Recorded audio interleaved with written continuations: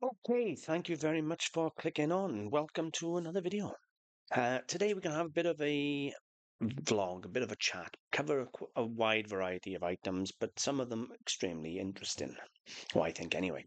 We're going to cover the trade tool ban at car boot sales. We're going to cover some of my star finds and some of the videos I've done on YouTube recently, just a general chit chat, updates, things like that. So we're going to start off today. We're going to start off with some of my star finds, and because I just love the stock and I love showing things I bought. So we'll start off with that, and then we'll work our way through. So we're going to start off with a beautiful set of Irish Waterford hot glasses, Lismore pattern. I bought those. They come in for a tenner. And if I can achieve anywhere from the 250 to the asking price, then I'm going to be absolutely ecstatic. They're absolutely amazing quality, fully signed. I'll show you a picture of a Waterford mark now. That is what you're looking for on drinking glasses, is the Waterford etched mark. It's extremely hard to find, and not every glass will be signed. In a ideal world, they would be, but sometimes you only get 2 or 3 of the set signed. Anyway, moving on. I purchased this, which was a Moorcroft Flame of the Forest lamp. I paid £18 for it, and it's absolutely gorgeous. The tip with this one was you got to take the bottom off the lamp to actually find the marks. They do sign them, but they sign them underneath the base, so you have to literally take the base off to find the mark. But a beautiful lamp, Moorcroft Flame of the Forest. What a weird pattern to put into a lamp in it. But that came in for £18. It was spectacular. Then I had this. This, we think it is either Baccarat or Lorraine.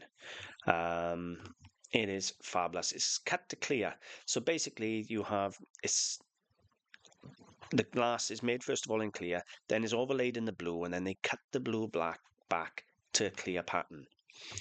And it is nothing short of spectacular. Yeah. All beautifully hand cut. Anyway, this came in for £15 from a car boot sale. And yeah, 12 inches wide and 9¼ high. Beautiful, beautiful thing. So they're my star finds for the week. And there was these. The cars. I bought a set of cars. I paid £50 for 4 cars, so £12.50 a car. And if anybody overseas is watching, it's about $12.50 for a tenner, so that would be about $60 for the 4. Anyway, I looked them up on the day. I actually Google searched them because I'm not a toy dealer, as you know. And I Google searched them on the day, and they were selling for between 100 and 160 a car.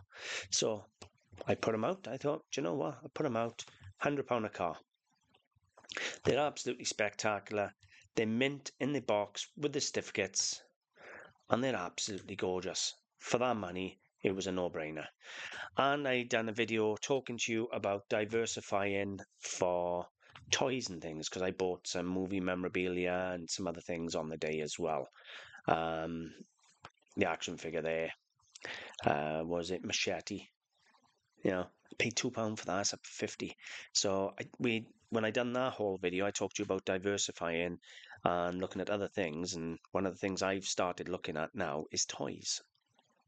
Haven't done toys before, but now I'm going to start doing movie memorabilia and toys. And it seems to be a seriously hot topic. So we'll see how that one goes. And I'm going to actually keep an eye on that one and maybe do a video on that special to see how things are going. I've also been working very hard, and I've been working on some books and decades of experience in our books. So first of all, I produced this one, which is Everything I Know, the Ultimate Reseller Guide for Antiques and Collectibles, where I try and cover everything in the business, from sourcing, selling, stock management, inventory management, marketing, branding, you name it. I try and cover as much as I can in as much detail as I can. Then it was this one. I've changed the cover on this. I wasn't happy with the cover and the feedback I was getting on the cover. So I've changed the cover.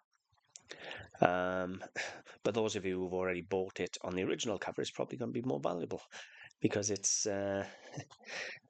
now changed. There's going to be a lot more of these covers out there than the original. Anyway, this is everything on gold and silver on a budget. So I teach you how to go to car boot sales, find the gold, find the silver, buy it for next to nothing, how to invest in it, save in it, why to invest in it, do I think it's a safe bet, things like that. Then there was this one, which is Retro Reflections, a colouring book of bygone eras. And this is a colouring book of all the past things like lava lamps, 1970s toy robots, patchwork quilt making, like I suggest on the cover there, rocking horses, train sets. It's not for children. This is a colouring book for adults, but every page is designed to sort of bring back nostalgia, memories, emotions. And I thought that'd just be a nice gift, especially around the Christmas time if people want ideas of colouring books and you're into vintage, reselling, antiques, things like that. I thought, what a lovely book. So that's got real potential for especially Christmas time and things like that. And my bestie already did a testimonial for me in a photograph. She was the first one to buy the book. It's changed now. It was on a white cover, which is there. See, I changed the cover on this one too. I added colour to the cover instead of a plain white cover. And she said, can't wait to have you sign it. And that's why I got the book here to sign it for her. Well done. The book is wonderful. So many beautiful pictures and memories from my childhood, all tucked in between the pages. So I literally designed each page to have sort of nostalgia and emotion connection. Just checking I'm sharing there. Then we're going to have a little look at my YouTube channel.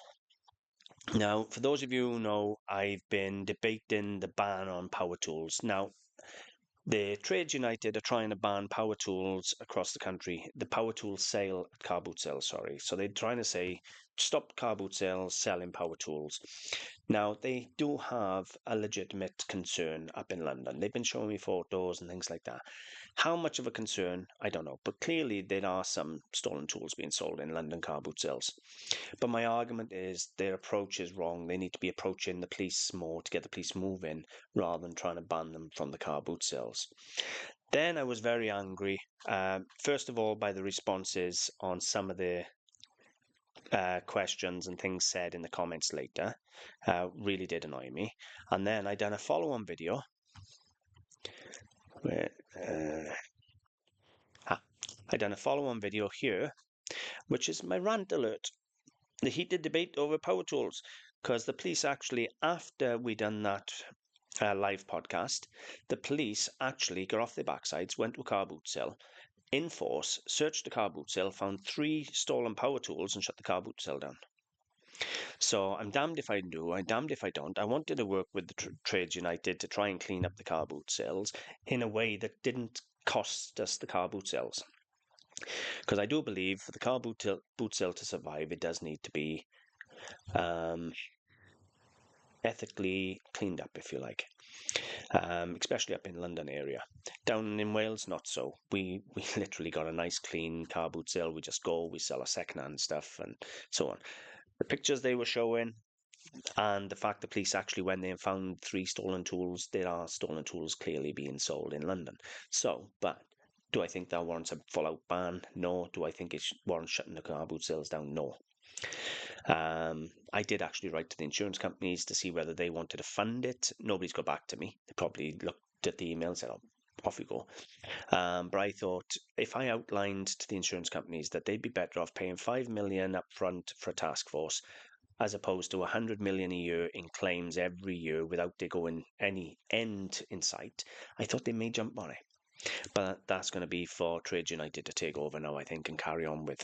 I've also done a film today on charity shops, not a charity shop bashing, if you like, but one of my local charity shops I used to buy from all the time, and the prices have gone through the roof, even to the point they're selling damaged items for more than I would sell a perfect one.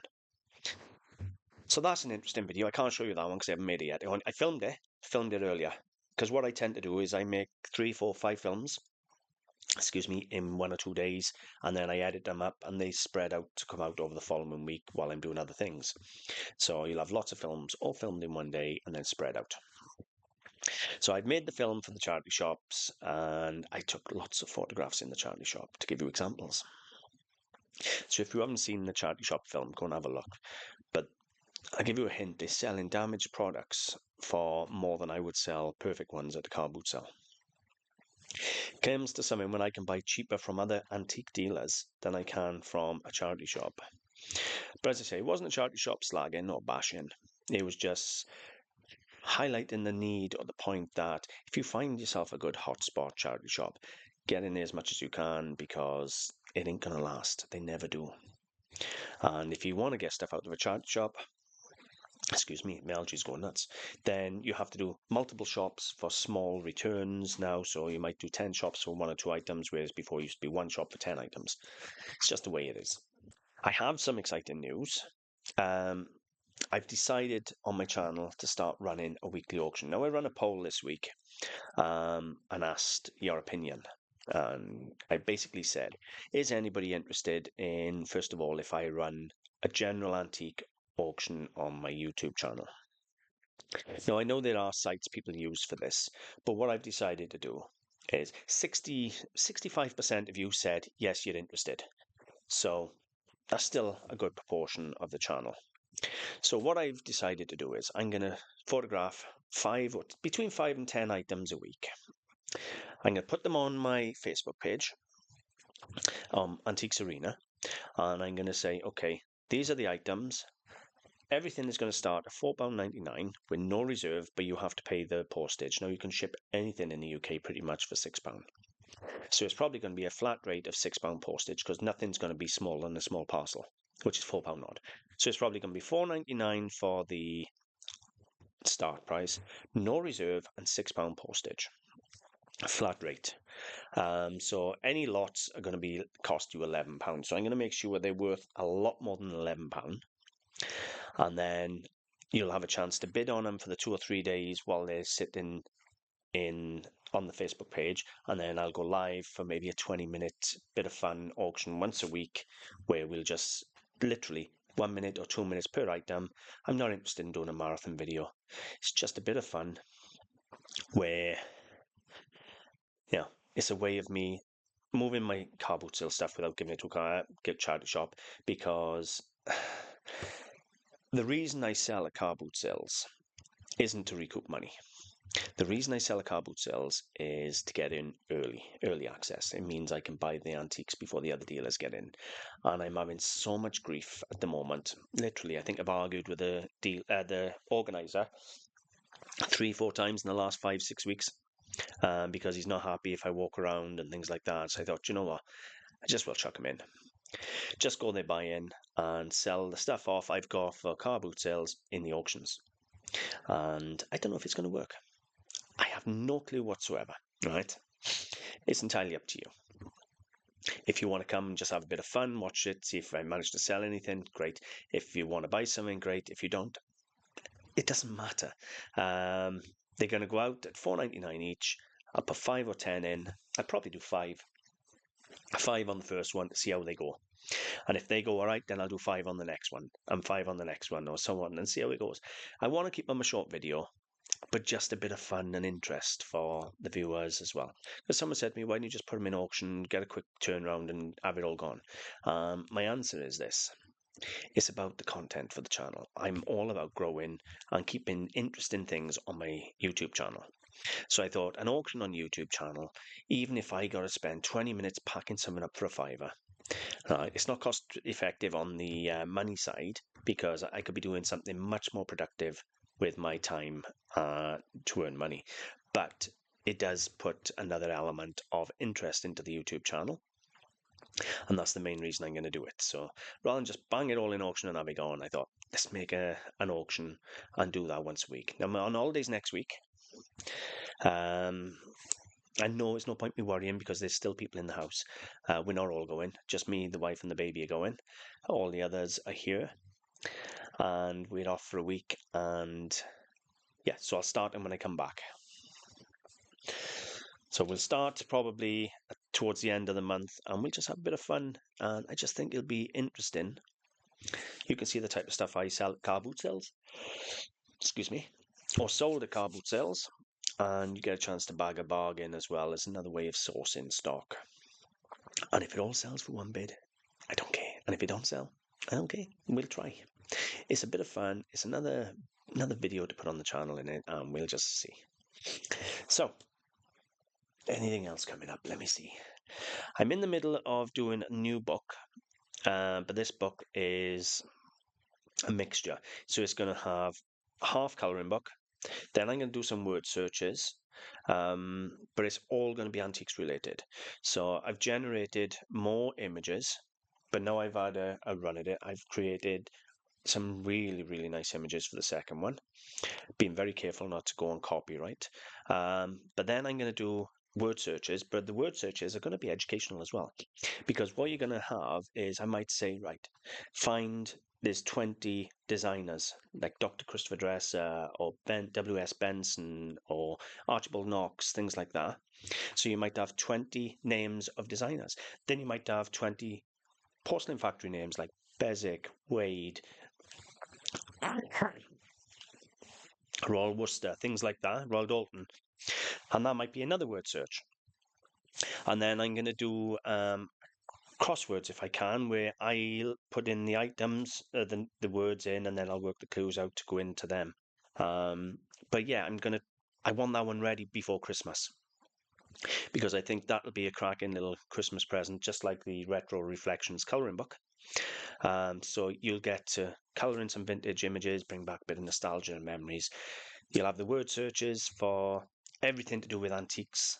So, as I said, antique designers, antique makers, antique objects, you name it. I can make multiple pages on that, and then some crosswords and any other games like Spot the Antique, maybe. Maybe I could do pictures, and you have to spot how many antiques you can find in the picture. So, just a bit of fun. So, that's going to be another book probably I'm going to make over the next couple of weeks. I've actually made the images already for the colouring in part. Just got to do the word searches now. I think that might be about it, to be honest with you. I'm trying to think, is there anything else I want to put in? If you haven't been to the website at all recently, check it out. It's antiquesarena.com. 5,000 products, loads of blogs, loads of different helpful things, and you'll find the links to my books in there too. If you, yeah, if you're not subscribed to the channel, please subscribe. I try and make it as interesting and helpful and educational as I can. And yeah, thank you very much for watching. I'll see you soon.